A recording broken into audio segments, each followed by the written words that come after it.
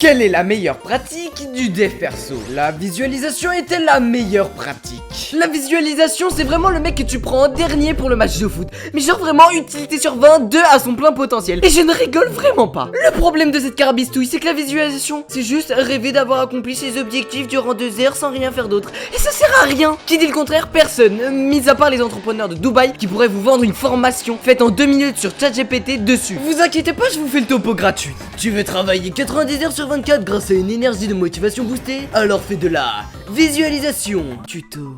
Ferme les yeux et imagine-toi après avoir accompli tes rêves. C'est tout.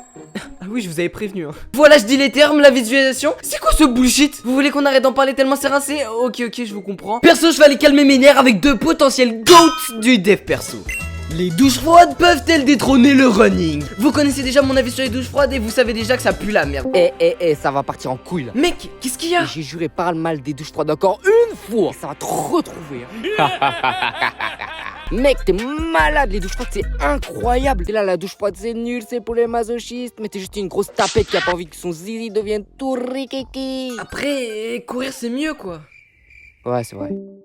Méditation vs journaling, lequel est le plus efficace? Je veux dire, c'est facile à comprendre que 10 minutes de méditation, soit 10 très longues minutes de focus forcé tous les matins, ça aide à devenir plus concentré dans le quotidien, non? J'en ai encore des séquelles. Sinon, si t'as vraiment aucun projet dans ta vie et que tout ce qui compte dans ta putain de life, c'est ta santé mentale, le journaling, ce qui revient à écrire ce envers quoi tu es reconnaissant dans un carnet Tarkira Prime, c'est un trilliard de fois mieux. Imagine un monde où tu te sens reconnaissant pour la moindre petite chose de ta vie, où tu es heureux au quotidien. C'est la promesse du journaling. Une vie comme dans un dessin animé. Parce que oui, ça n'existe que dans les dessins animés. Parce que de nos jours, tout le monde est putain de dépressif. Mais du coup, si t'es pas une merde sans but, sauf si allez t'es abonné, bon là vraiment la méditation ça met une vitesse à cette énorme fraude qu'est le journaling. Bon, je me calme, tout va bien. En tout cas, ces 2 pratiques sont bien utiles, mais malheureusement ce n'est pas au niveau de flash spécial. On m'informe que le boss des pratiques du dev perso arrive. Si tu veux arrêter d'être une merde et te créer un physique, si tu veux être bien tracé, bien proportionné pour pas ressembler à Shrek et enfin glow up, pour avoir un corps beau habillé, il faut avoir un beau corps tout nu. Donc c'est la meilleure pratique pour les outfits. Si tu veux être en bonne santé et ne pas mourir à 30 ans d'un cancer des omoplates, parce que vas-y, les omoplates c'est important. Et tout ça à cause de ta putain de flemme. Et enfin, si tu veux te développer une discipline d'acier, alors cette pratique est faite pour toi. Et c'est pour ça qu'elle mérite évidemment sa place de boss. Vous avez bien compris de quoi je parle, la muscu. Comme vous le savez, la muscu c'est la fondation du grand bâtiment qu'est le dev perso. Si tu fais de la méditation mais pas de sport, faut aller se faire voir un jour en fait.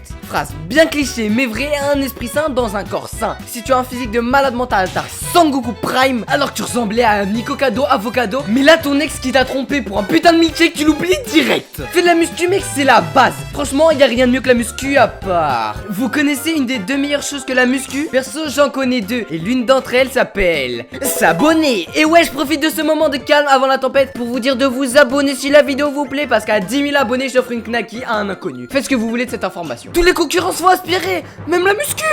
Une ombre est en train de décimer toutes les disciplines du dev perso. Mais c'est quoi cette chose? On m'informe heureusement que l'alliance du Lux Maxing, composée de l'objet le plus iconique de ce mouvement, malgré son utilité plus que futile, le gua sha, du liquide le plus dégueulasse de cette planète entière, mais adoré par les matrixés du glow up, le Shilajit, guidé par leur chef, le roi cliché de la mâchoire angulaire, le Mewing vient défendre notre dev perso. Ils se font tous écraser. C'était évident, le Lux Maxing abusé, c'est bien gaze, que dis-je, c'est éclaté contre un bus boosté aux hormones rempli de supporters de l'OM enragés. Mais alors, qui va être le GOAT du dev perso qui va tous nous représenter?